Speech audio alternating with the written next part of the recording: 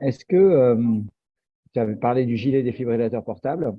euh, Est-ce que finalement, comment dans ta pratique tu vois les choses? Moi, je vois que beaucoup des gilets défibrillateurs portables sont mis essentiellement dans les cardiopathies, bien sûr ischémiques, après un infarctus par exemple, ou après une revascularisation. Est-ce que finalement, est-ce que tu penses qu'il y a une partie immergée de l'iceberg qui est notamment les patients qui ont une cardiopathie ischémique, et chez qui justement c'est les patients du jour que vous adaptez les traitements d'insuffisance cardiaque, et cela peut-être que j'ai l'impression qu'on n'y pense pas assez. Qu'est-ce que tu en penses?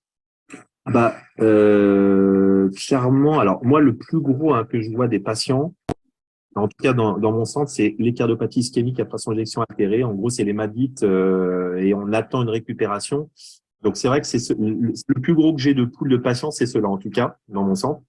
Les CMD, souvent les CMD à coronaire saine, dans en tout cas la pratique que j'ai, c'est souvent des patients qui sont malheureusement pas forcément éligibles à la greffe.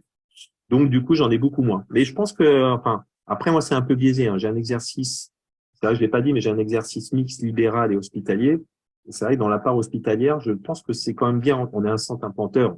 Donc, du coup, on a une réflexion qui est un petit peu différente. Mais en tant que centre implanteur, le message est bien passé de laisser la chance au traitement. Et je trouve que j'en ai beaucoup de l'IVEST dans ces indications. Je trouve que, dans en tout cas, la cardiopathie ischémique, le patient qui a fait un infarctus avec une fraction éjection altérée, je vois beaucoup de patients en post-hospice qui ont leur live vest et qui attendent de voir si on récupère ou pas.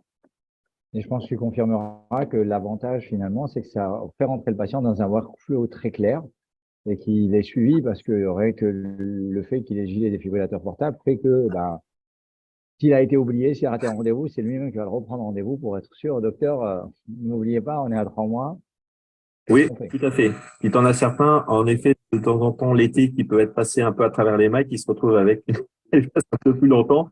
Mais en effet, ils sont dans un parcours, on va dire, vertueux.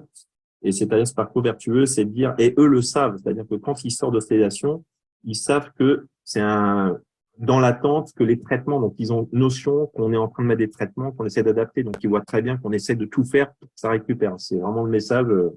Et le message, c'est que ça récupère. C'est important.